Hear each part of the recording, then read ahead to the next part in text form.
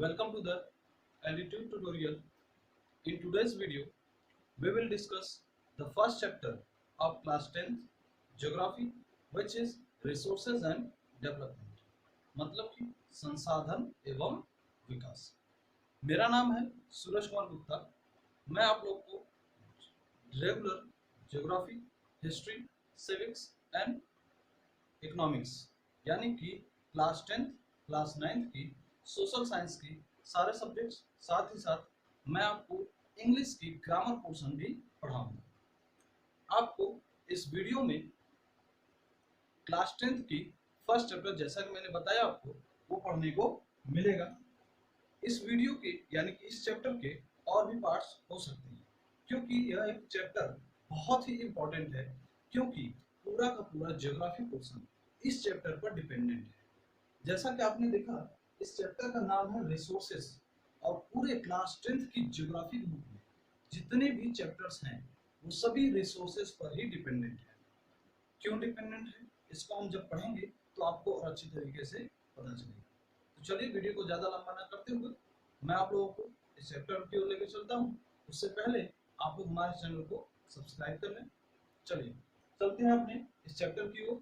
आज की वीडियो में हम लोग पढ़ेंगे रिसोर्सेस क्या हैं, इनको या किसी भी चीज को रिसोर्स कब कह सकते हैं, किन कंडीशंस में कह सकते हैं, और रिसोर्सेस के कितने प्रकार हैं। चलिए तो बढ़ते हैं अपने चैप्टर की ओर। तो रिसोर्सेस एंड डेवलपमेंट, इस चैप्टर का पहला टॉपिक आपका सबसे पहले हम बता देते हैं डिफिनीशन। किस चीज की डिफिनीशन है भाई? रिसोर्स की डिफिनीशन है। इसकी डिफिनीशन रिसोर्स की, इसकी रिसोर्स की। कि रिसोर्स है क्या, रिसोर्स है क्या। तो कई बार आप लोगों ने कई जगह पढ़ा भी होगा और कई लोगों से आप लोगों ने सुना भी होगा कि रिसोर्सेज वो चीजें हैं जो हमें नेचर प्रदान करती है। जी नहीं, ये बिल्कुल गलत है। ये मैं नहीं कह रहा, ये आपकी एनसीईआरटी बुक कह रही है।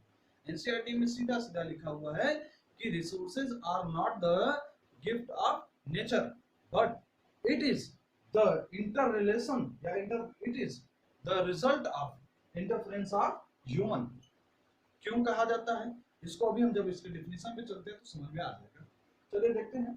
इसका डिफिनीशन है कि everything present in our environment, everything present in our environment which is useful for human being, यानी कि वह चीज जो एनवायरनमेंट में पाई जाती है, साथ ही साथ हम ह्यूमन बीइंग्स के लिए क्या हो, यूजफुल हो। मतलब कि जब तक कोई चीज ह्यूमन बीइंग के लिए यूजफुल नहीं होगा, वह रिसोर्स नहीं होगा। दूसरा पॉइंट, टेक्नोलॉजिकली एक्सेसिबल, यानी कि इसे तकनीक के द्वारा पाया जा सकता है या टेक्नोलॉजी के प्रयोग से पाया जा सकता है। दूसरा चीज है, अगला चीज है इकोनॉमिकली फिजिबल। इकोनॉमिकली फिजिबल मतलब कि आर्थिक रूप से संभाव्य। मतलब क्या होता है संभाव्य का, फिजिबल का, कि इसे हम आर्थिक रूप से खरीद सकते हो या आर्थिक रूप से पा सकते हो। मतलब कुछ पैसे देकर पा सकते हो, या इन्हें बेचकर हमें कुछ पैसे मिल जाते हो, या इनसे हमारी अर्निंग भी हो जाती हो। जैसे कि मेरे पास अगर ये मार्कर है, मैं इसे अगर बेच नहीं सकता तो ये मेरे लिए रिसोर्स नहीं होगा। क्यों नहीं होगा भाई? मान लीजिए कहीं जंगल में फंस गए, कहीं ऐसी जगह फंस गए कि आपके पास पैसा नहीं है और आपको खाने के लिए कुछ चाहिए। अगर आपके हाथ में घड़ी है तो आप सोच सकते हैं, आप चाहेंगे कि इस घड़ी को बेच करके मैं अपना पेट भरूं, क्योंकि भाई भूखा मर, फैशन से तो बढ़िया ये कि भाई भूखा ना मरे, है कि नहीं। तो चलिए, तो यानी कि हम क्या कर सकते हैं, इकोनॉमिकली फिजिबल, मतलब कि यह इकोनॉमिकली फिजिबल होता है, आर्थिक रूप से संभाव्य होता है। अगला चीज है culturally acceptable. Culturally acceptable, spelling गलत हो गई, कल्चरली एक्सेप्टेबल यानी कि इसे हमारी संस्कृति के द्वारा, हमारे द्वारा बनाए गए रीति रिवाजों के द्वारा इसे एक्सेप्ट किया जाता हो। साथ ही साथ और reduces the human efforts, reduces the human efforts, यानी कि मनुष्य की कठिनाइयों को क्या करता है, कम करता है। क्या कम करता है भाई? कठिनाई। क्या कम करता है? कठिनाई कम करता है। यानी कि जैसे कि मान लीजिए कि भाई अब हमारे पास ये डस्टर है, अगर हम यह रफ करना चाहें तो हाथ से तो कर सकते हैं, लेकिन देखिए क्या अच्छी तरीके से रफ हुआ? नहीं। अगर हम डस्टर का प्रयोग करते हैं तो हमारा हाथ भी साफ रहेगा और आसानी से मिट भी जाएगा। तो यह क्या हुआ हमारे लिए? रिसोर्स हुआ। Culturally acceptable, culturally acceptable. मान लीजिए कि धूप हुआ है, गर्मी का मौसम चल रहा है, क्या इस समय कोई धूप में बैठेगा 2 घंटे? नहीं ना बैठेगा। मतलब भाई ठंडी के समय में यही धूप हमारे लिए रिसोर्स का काम करेगी। कब? जब हमें धूप की आवश्यकता होगी। हवा काम करेगी तब जब हमें उसकी आवश्यकता होगी। अभी चल रहे हो, आंधी आ गया, क्या मतलब है? क्या वो हमारे लिए फायदेमंद होगा? नहीं होगा। अभी जो है इस समय गेहूं वगैरह कट रहा है और सीजन भी है, तो पता चला गेहूं वगैरह दबाया जा रहा है, यानी भूसा बन रहा है, अनाज निकाला जा रहा है गेहूं की फसल से। अब हवा बहुत तेज चल गया, पता चला अपना भूसा उड़ के पड़ोसी के खेत में चला गया, क्या हम उसको एक्सेप्ट करेंगे? नहीं करेंगे, यानी कि वो हमारे लिए एक्सेप्टेबल नहीं होगा। तो अगला चीज हम इसमें देखते हैं, इकोनॉमिकली फिजिबल है, तो हमने आपको बता दिया। टेक्नोलॉजिकली एक्सेसिबल, क्या? Technologically accessible. क्या इंक पेन में भरे जाने से पहले नहीं था? था। लेकिन जब हमने कलम का प्रयोग करना जाना, जब हमने कलम का प्रयोग करना जाना, तभी यह हमारे लिए रिसोर्स था, तभी यह हमारे लिए क्या हुआ? रिसोर्स बना। यानी कि हम कह सकते हैं कि यह पेपर, पेन, पेज, जो भी चीज हमारे आसपास हैं वो पहले से अवेलेबल तो थे ही, लेकिन हमारे एनवायरमेंट में अवेलेबल थे, लेकिन उन्हें हम टेक्नोलॉजिकली एक्सेस नहीं कर पा रहे थे, इसलिए वो हमारे लिए क्या थे? रिसोर्सेज नहीं थे। अब आज हमने, चूंकि हमें टेक्निक पता है, तो हमने उसको एक्सेस कर लिया, मार्कर बनाया, पेन बनाया, अब उसमें हमने क्या किया? इंक डाल दिया, तो वह इंक क्या हो गया? हमारे लिए रिसोर्स हो गया। क्या हो गया? रिसोर्स हो गया। तो फाइनली हम चलते हैं, ये क्या करते हैं? ह्यूमन एफर्ट्स को क्या करते हैं? लेसन करते हैं, रिड्यूस करते हैं, तो जाकर के ये क्या बनता है हमारे लिए? क्या बनता है? रिसोर्स बनता है। इट इज द, इसके बारे में एक और चीज जान लीजिए, it is the result of, it is the result of human interference but not the gift of nature, but not the gift of nature. यानी कि यह हमारे लिए गिफ्ट क्या है? यह किसका रिजल्ट है? ह्यूमन इंटरफेरेंस का रिजल्ट है, लेकिन यह नेचर का गिफ्ट नहीं है। भाई अब मान लीजिए, अब आप कहेंगे सर सनलाइट, विंड, ये सभी चीजें, सॉयल, लैंड, ये सब तो नेचर का गिफ्ट है। चलो भाई हम मानते हैं नेचर का गिफ्ट है, लेकिन राजस्थान में उस धूप का क्या रोल है? क्या वह हमारे लिए रिसोर्स का काम करेगा? जब तक हम उस धूप को एक्सेप्ट नहीं करेंगे, यानी कि ह्यूमन एक्सेप्ट नहीं करेगा, जब तक उसमें ह्यूमन इंटरफेयर नहीं करेगा, तब तक वह क्या होगा? हमारे लिए रिसोर्स नहीं हो सकता। वह सिर्फ और सिर्फ क्या होगा? गिफ्ट ऑफ नेचर, यानी कि नेचर यानी कि प्रकृति का गिफ्ट हो सकता है, बट हमारे लिए वह क्या नहीं हो सकता? क्या नहीं हो सकता? रिसोर्स नहीं हो सकता। इसलिए हमारा इन 4 पॉइंट्स पर ज्यादा ध्यान होना चाहिए, 5 पॉइंट पर, कि यह क्या होने चाहिए? ह्यूमन बींग्स के लिए यूजफुल होने चाहिए। दूसरा चीज टेक्नोलॉजिकली एक्सेसिबल होना चाहिए। तीसरा चीज इकोनॉमिकली फिजिबल होना चाहिए। चौथा चीज कल्चरली एक्सेप्टेबल होना चाहिए। और पांचवा चीज रिड्यूसेस द ह्यूमन एफर्ट्स, यानी कि क्या करते हैं? ह्यूमन एफर्ट्स को रिड्यूस करते हैं। अब इसके साथ ही साथ एक चीज जो बहुत इंपॉर्टेंट है वो जान लीजिए कि यह किसका रिजल्ट है? रिजल्ट ऑफ ह्यूमन इंटरफेरेंस, यानी कि हम किसी भी चीज पर अगर इंटरफेयर करते हैं तो वो हमारे लिए ह्यूमन, तो हमारे लिए क्या होगा? जब ह्यूमन इंटरफेयर करेगा तब वो हमारे लिए क्या हो जाएगा? क्या हो जाएगा भाई? रिसोर्स हो जाएगा। जब तक हम उस पर इंटरफेयर नहीं करेंगे तब तक वो हमारे लिए रिसोर्स नहीं हो सकता। जैसे कि मान लीजिए अगर ये मार्कर पेन कहीं फेंका हुआ, जहां पर इसका यूज करना कोई ना जानता हो, तो क्या यह किसी के लिए रिसोर्स होगा? नहीं होगा। क्यों? क्योंकि वह इनके लिए, वह इनसे इंटरफेयर नहीं करेंगे। जब हम इसी मार्कर को उठाएंगे, इनका यूज करेंगे, तो यह हमारे लिए क्या होगा? क्या होगा? रिसोर्स हो जाएगा। अब तक जैसा कि हमने पढ़ा कि रिसोर्सेज क्या है, उनके डेफिनेशंस को हमने समझा अच्छी तरीके से। अब हमारा जो अगला टॉपिक है कि हाउ रिसोर्सेज आर फॉर्म। तो मैं आपको पहले बता दूं कि रिसोर्स क्या है, रिजल्ट ऑफ ह्यूमन इंटरफेरेंस। मैंने आपको पहले ही बताया कि रिसोर्स वही है जहां पर ह्यूमन का इंटरफेरेंस हो, यानी कि भाई जब कहीं ह्यूमन इंटरफेयर करेगा तो उसमें और भी ऐसी गतिविधियां होंगी जो ह्यूमन के अलावा इन्वॉल्व होंगी, इंटरफेयर होंगी, तब जाकर के रिसोर्सेज बनते हैं। तो यहाँ पर सीधा सीधा ये कहना है कि resources are the result of interrelationship between nature, technology and institution. Institution से हमारा तात्पर्य है ह्यूमन बीइंग। इंस्टीट्यूशन से हमारा तात्पर्य क्या है? Human being. यानी कि भाई इंस्टीट्यूशन कैसे बनता है, कोई भी संस्था कैसे बनेगी, बिना मनुष्यों के बन पाएगी? नहीं, क्योंकि ह्यूमन खुद एक रिसोर्स है। जैसा कि आपने क्लास 9th के चैप्टर में पढ़ा होगा, पीपल एज अ रिसोर्स, वहां से हमने ये जाना कि ह्यूमन बीइंग खुद एक रिसोर्स है। तो यानी कि जो इंस्टीट्यूशन होगा वहां का रिसोर्स कौन होगा? Human being. भाई जब ह्यूमन बीइंग रहेगा तभी तो टेक्नोलॉजी के साथ क्या करेगा? नेचर को इन्वॉल्व करेगा और आपसी संबंध, आपसी क्रियाकलाप के बाद क्या बनाएगा? वो क्या बनाएगा? रिसोर्स बनाएगा। इसीलिए हम कह रहे हैं कि यहाँ पर एक क्वेश्चन पूछ सकता है कि इस टॉपिक से inter relation between the nature, technology and institution.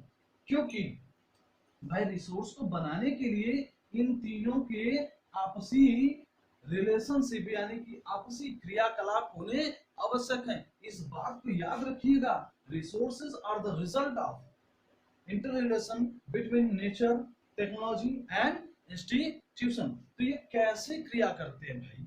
कैसे क्रिया करते हैं? कोई ना कोई क्रिया तो करते ही होंगे। तो देखिए इस चीज को दर्शाने के लिए यहाँ पर एक डायग्राम बनाया गया है। ये आपके एनसीईआरटी बुक में इस चैप्टर के पहले पेज पर आपको मिल जाएगा। यहाँ पर इस डायग्राम का अर्थ है कि भाई ह्यूमन बीइंग है जो कि इन तीनों के साथ क्रियाकलाप करता है, इंटरफेयर रहता है, काम करता है, तब जाकर इसके उसको रिजल्ट में क्या मिलता है भाई? उसको रिजल्ट में क्या मिलता है? रिसोर्सेज मिलते हैं। क्या मिलते हैं? रिसोर्सेज मिलते हैं। भाई ये चीज जो था ये आपका इतना ही समझाना था। अब आगे हम लोग पढ़ेंगे कि रिसोर्सेज कितने प्रकार के होते हैं। रिसोर्सेज कितने प्रकार के होते हैं, वो कैसे होते हैं? मैं आपको बता दूं कि हमारे एनवायरमेंट में लिविंग एंड नॉन लिविंग हर प्रकार की चीजें मिलती हैं, जैसे कॉपर, क्रोमियम, निकल, बॉक्साइट, ये सभी क्या है? Non living. Human being, wild life, vegetation, ये क्या है? लिविंग है। कुछ इसमें ऐसे भी हैं जो लिविंग और नॉन लिविंग के बीच की एक कड़ी है। तो आगे हम पढ़ेंगे टाइप्स ऑफ या क्लासिफिकेशन ऑफ रिसोर्सेज। तो रिसोर्सेज को कई भागों में डिवाइड किया गया है, लेकिन उनके क्लासिफिकेशंस के बेसिस अलग अलग है। रिसोर्सेज को उनके ओरिजिन के आधार पर, उनकी एग्जॉस्टिबिलिटी के आधार पर, उनके ऑनरशिप के आधार पर और उनके स्टेट ऑफ डेवलपमेंट के आधार पर कई भागों में डिवाइड किया जाता है। तो आगे हम लोग देखते हैं द क्लासिफिकेशन ऑफ रिसोर्सेज। चलिए, तो हमारा नेक्स्ट टॉपिक क्या है? Classification of resources. मैं आपको पहले बता दूं कि इसमें जो भी चीजें आपको इंपॉर्टेंट लगे उनका आप स्क्रीनशॉट ले लें, क्योंकि ऐसे अगर आप लिखते चले जाएंगे या हम रुके तो वीडियो थोड़ा सा लंबा हो सकता है। तो classification of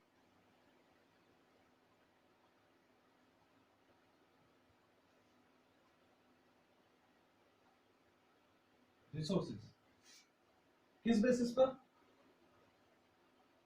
basis of origin. तो भाई देख लीजिए, ओरिजिन के बेसिस पर इनको दो भागों में डिवाइड किया गया। पहला है बायोटिक रिसोर्सेज और दूसरा है आपका अबायोटिक। दूसरा आपका है अबायोटिक रिसोर्सेज।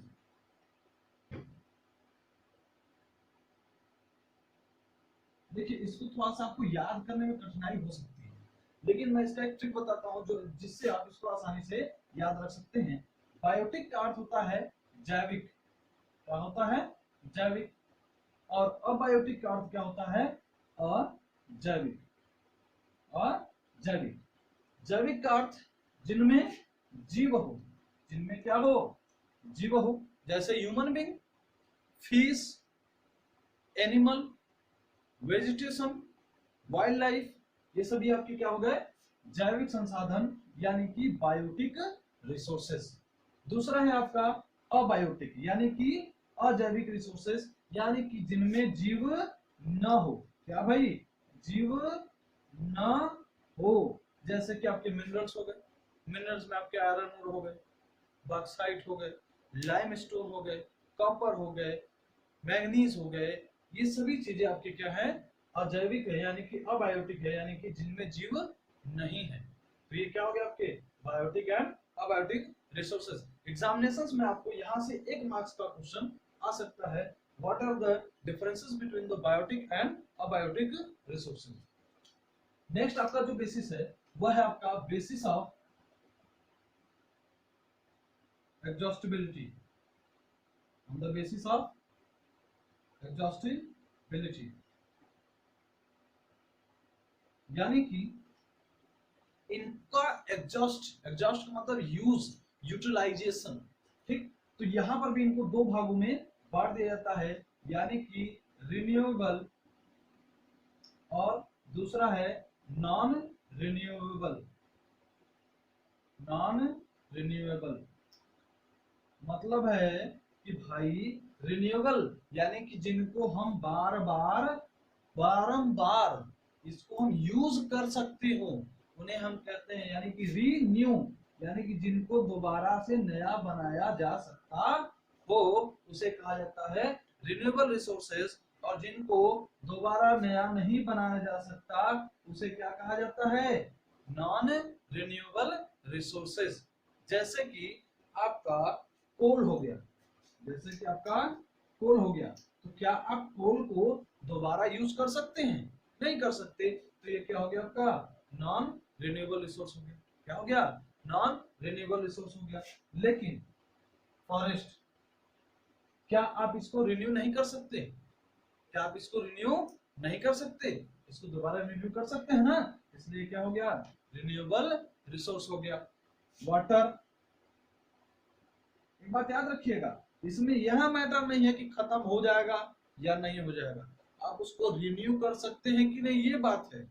इसलिए इसका देखिए अर्थ, देखिए रिन्यूएबल एंड नॉन रिन्यूएबल, ठीक है। वाटर, तो भाई क्या आप पूरी अर्थ से पानी को पूरी तरीके से खत्म कर सकते हैं, नहीं खत्म कर सकते। दूसरा चीज ये भी हो गया कि भाई अगर आपने पानी एक बार यूज किया तो उसको प्यूरिफाई करके या उसको उसका ट्रीटमेंट करके आप उसको दोबारा यूज कर सकते हैं।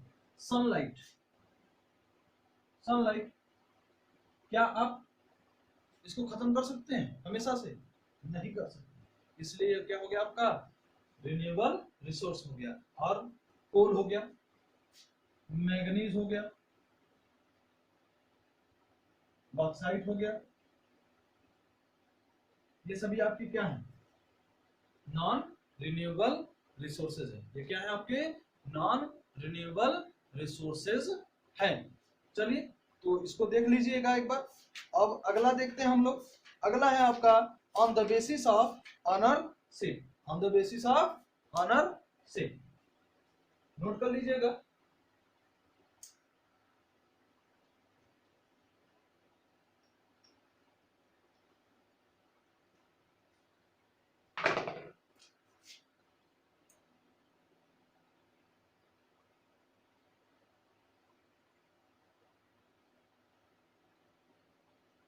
यानी कि स्वामित्व के आधार पर, किसके आधार पर भाई, स्वामित्व के आधार पर।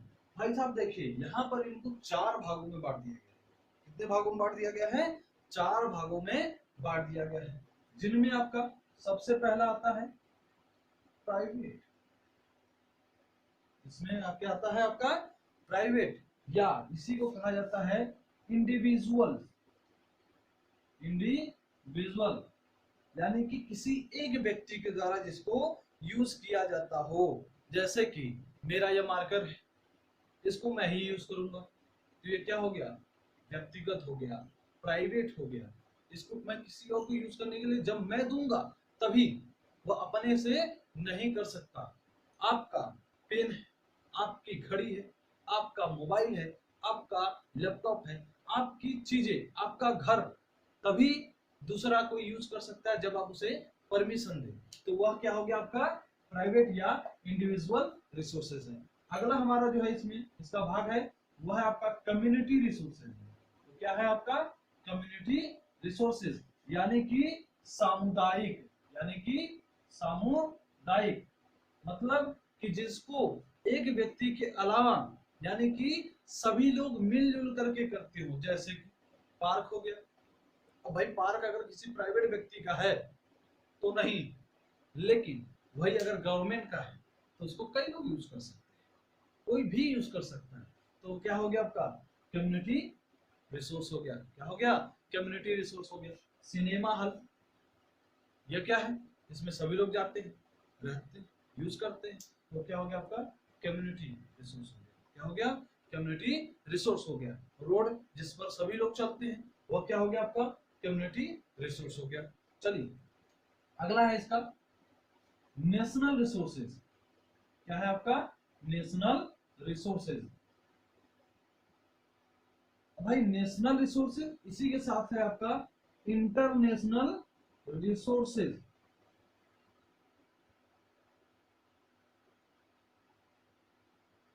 इसके बाद क्या है आपका इंटरनेशनल रिसोर्सेज। देखिए इन दोनों में थोड़ा सा कंफ्यूजन हो जाता है, अक्सर कंफ्यूजन होता है। मैं आपको इसको बहुत ही सिंपल तरीके से आपको समझाने की कोशिश करूंगा। आई होप कि आप समझ जाएंगे अच्छे से। नेशनल रिसोर्सेज यानी कि एक कोई भी ऐसी वस्तु जिन पर पूरी तरीके से सरकार का नियंत्रण हो। जैसे सड़क, क्या किसी एक व्यक्ति का हो सकता है? नहीं, उसको बनवाएगा कौन? सरकार। यूज कौन करेगा?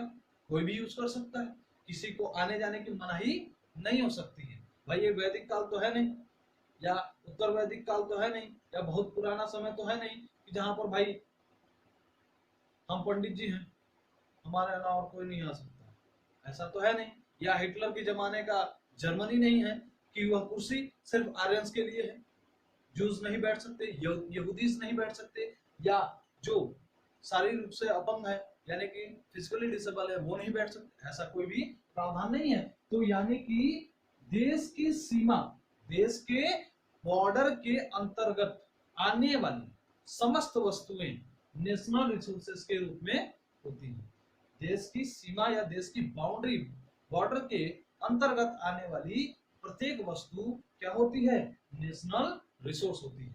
लेकिन इसमें एक चीज आप लोग याद रखिएगा, बाउंड्रीज जो लैंड बाउंड्रीज जो होती हैं वो दो प्रकार की होती हैं। बाउंड्रीज कितने प्रकार की होती हैं? बाउंड्रीज दो प्रकार की होती हैं। पहला होता है आपका वाटर बाउंड्री, वाटर, और दूसरा होता है लैंड बाउंड्री। वाटर बाउंड्री यानी कि इसको हम कह सकते हैं कोस्टल बाउंड्री, ठीक है। यानी जैसे कि आप सभी लोग जानते हैं भाई कि हमारा देश जो है वह तीन तरफ से जल से घिरा हुआ है, यानी कि ये सभी क्या है आपके समुद्र हैं। आप लोगों ने क्लास 9 में पढ़ा ही होगा। यह आपका बे ऑफ बंगाल, और यह है आपका अरेबियन सी, और यह आपका इंडियन ओशियन, और इसके ऊपर हमारा क्या है भाई? इंडिया है। ये क्या है? इंडिया है। यानी कि हम यह देख सकते हैं कि ऊपर जो हमारा लैंड बाउंड्री है यह आपका जैसे कश्मीर हो गया, राजस्थान हो गया, गुजरात हो गया, इधर आपका जो है चलेंगे तो पंजाब है, हिमाचल प्रदेश, फिर इधर नेपाल वाल जो बाउंड्री है आपका, ये क्या है आपका लैंड बाउंड्री है। क्या है आपका लैंड बाउंड्री है। तो लैंड बाउंड्री भाई जहां खींचा गया वो वही है। लेकिन कोस्टल बाउंड्री यानी कि वाटर बाउंड्री में थोड़ा सा कंफ्यूजन हो जाता है। तो यहाँ पर ये बात याद रखिएगा कि भाई जो हमारा कोस्टल प्लेन है वह एक तो एकदम सीधा तो है नहीं, उसमें भी कहीं ना कहीं कटा फटा है, कोई अंदर की तरफ जाता है तो कोई समुद्र में भी घुसा हुआ है। तो इसमें हम एक चीज याद रखिएगा, यहाँ पर एक बेसिक लाइन खींची जाती है। जैसे कि मान लीजिए कि हमारी जो कोस्टल बाउंड्री है थोड़ा सा कटा फटा है, तो ये थोड़ा सा लंबा चौड़ा हो गया, तो अब इसमें एक बेसिक लाइन खींची जाती है। फिर यहाँ से 12 नॉटिकल माइल, यहाँ से 12 नॉटिकल माइल तक जब हम जाते हैं तो वहां तक की सीमा को फिर क्या कहा जाता है? नेशनल बाउंड्री कहा जाता है, यानी कि किसी भी देश का अधिकार कोस्ट में यानी कि समुद्र में कितना दूर तक हो सकता है, 12 नॉटिकल माइल तक। लेकिन याद रखिएगा कि यहाँ तक आम जनता जा सकती है, यहाँ तक आम जनता जा सकती है, लेकिन इसके बाद नहीं जा सकती। अब ऐसा नहीं कि देश का अधिकार यहीं तक है, देश का अधिकार इसके आगे तक है, परंतु ये जो 12 नॉटिकल माइल है ये नेशनल रिसोर्सेज में आता है, क्योंकि इस रिसोर्सेज यानी कि इन रिसोर्सेज का इस्तेमाल देश की जनता करती है सरकार को टैक्स पे करने के बाद। जैसे कि अगर आपके घर गाड़ी वगैरह हो तो आप जानते ही होंगे कि गाड़ी का टैक्स पे किया जाता है, यानी कि रोड टैक्स। तो उसको रोड पर चलने के लिए टैक्स लगता है, तो उस रोड टैक्स को दिया जाता है, यानी कि हम क्या कर सकते हैं, टैक्स पे करने के बाद हम इसका इस्तेमाल कर सकते हैं। तो हमारे जो कोस्टल प्लेस में जितने भी मछली मारने वाले यानी कि मछुआरे रहते हैं, तो वो 12 नॉटिकल माइल तक जाकर के मछली वगैरह मारते हैं। अब इसके बाद बात आती है कि इन कोस्टल प्लेन के बाद इंटरनेशनल रिसोर्सेज क्या होते हैं। तो ऐसी सारी रिसोर्सेज जो प्रत्येक देश की कोस्टल बाउंड्री से 200 नॉटिकल माइल 200 नॉटिकल माइल के बाद मिलते हैं। कहाँ मिलते हैं भाई, 200 नॉटिकल माइल के बाद पाए जाते हैं, उनको क्या कहा जाता है, उनको क्या कहा जाता है, इंटरनेशनल रिसोर्सेज। इन पर किसका अधिकार होता है, इन पर यूएनओ की आज्ञा से, यूएनओ की आज्ञा से कोई भी देश इनका यूज कर सकते हैं, कोई भी कंट्री इनका यूज कर सकती है। जैसे कि अंटार्कटिका आइलैंड पर भारत के भी कई रिसर्च सेंटर्स लगे हुए हैं, तो क्या वह यूएनओ की परमिशन के बिना ही लग गए? नहीं।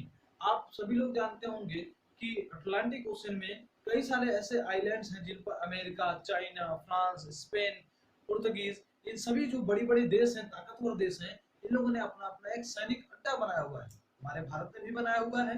तो यह क्या है, यह आपके इंटरनेशनल रिसोर्सेज हैं। इन पर जो है विज्ञान यानी कि ज्ञान, विज्ञान, साइंसेज इत्यादि टेक्नोलॉजीज की के लिए और अपने देश की सीमा को सुरक्षित रखने के लिए यूएनओ के द्वारा परमिशन लेकर के हम यहाँ तक का यूज कर सकते हैं, लेकिन हम इनका दुरुपयोग यानी कि मिसयूज नहीं कर सकते। तो आपके दिमाग में ये सवाल आ रहा होगा सर कि 12 नॉटिकल माइल तक तो ठीक है नेशनल रिसोर्स, 200 माइल के बाद इंटरनेशनल रिसोर्स, तो इसके बीच में ये क्या है? भाई साहब देखिए, 12 नॉटिकल माइल के बाद और 200 नॉटिकल माइल से पहले जो भी रिसोर्सेज पाए जाते हैं, यानी कि यह जो क्षेत्र होता है, यहाँ पर कोई भी देश यहाँ तक अपनी सैनिक यानी कि अपनी सेना यहाँ तक सोल्जर्स अपने यहाँ तक भेज सकती है, उसे कोई रोकता टोकता नहीं है। इसलिए हमारे देश की नेवी के कई सारे पनडुब्बी जैसे आईएनएस विक्रमादित्य, आईएनएस विक्रम जैसे बहुत बड़े बड़े पनडुब्बियां जो है यहाँ पर आपको पाई जाती है, यहाँ पर यहाँ से अपने देश की रक्षा करती है। अगला जो हमारा क्लासिफिकेशन है वह है आपका classification of resources on the basis of status of development, on the basis of status of development. तो इसको भी 4 भागों में बांट दिया जाता है, इसको भी क्या किया जाता है, 4 भागों में बांट दिया जाता है।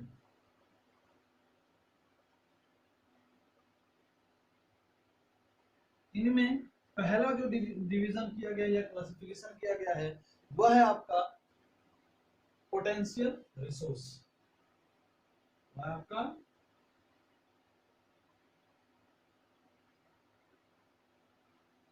पोटेंशियल रिसोर्स यानी कि संभाव्य संसाधन। क्या है आपका, संभाव्य संसाधन। दूसरा है आपका डेवलप्ड रिसोर्सेस,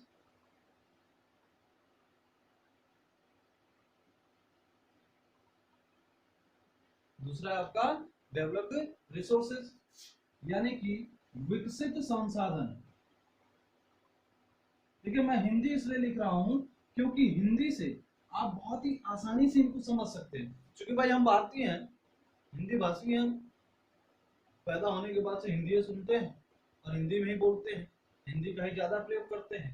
भले ही हम लोग इंग्लिश मीडियम में चले जाते हैं तो हिंदी का उतना यूज नहीं करते, लेकिन यहाँ से आपको अच्छी तरीके से इनको समझने में आसानी होगी, इसलिए हम हिंदी में भी थोड़ा बहुत बता रहे हैं। हमारा स्टॉक रिसोर्सेज, स्टॉक रिसोर्सेज का अर्थ है कि भंडार संसाधन, भंडार संसाधन। दूसरा अगला है हमारा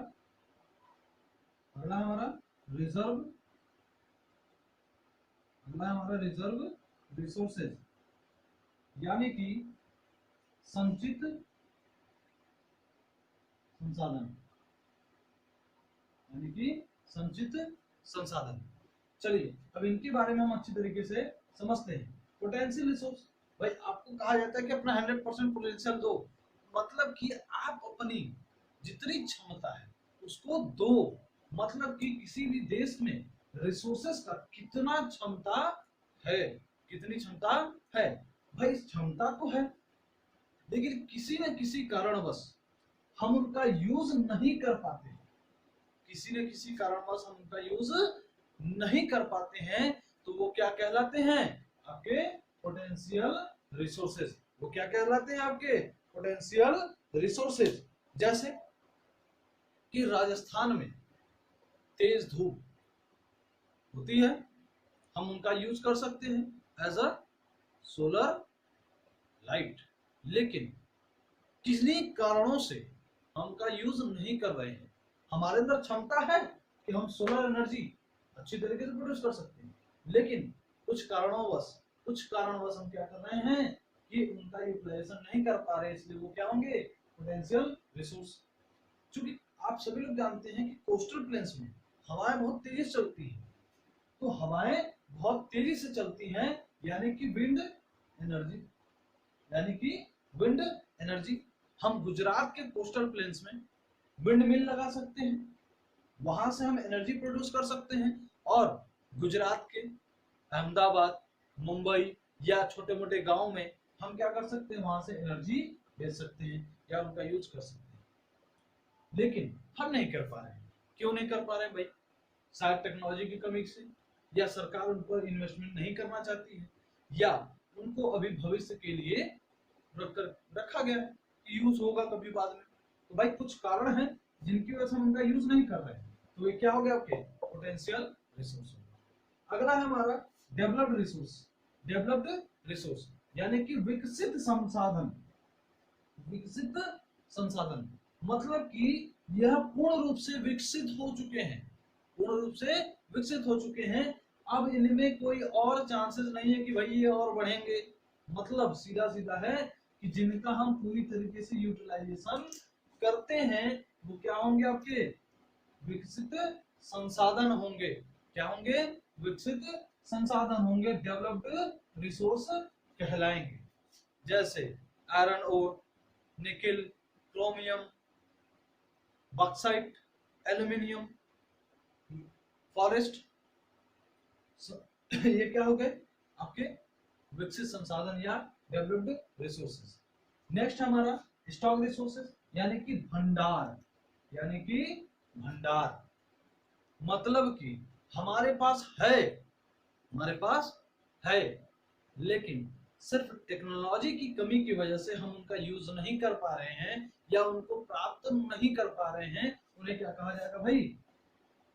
स्टॉक रिसोर्स। इनको क्या कहा जाएगा? Stock resource. देखिए यहाँ और यहाँ पर कंफ्यूजन हो सकता है, मैं अभी रिटर्न होकर फिर आऊंगा इसमें।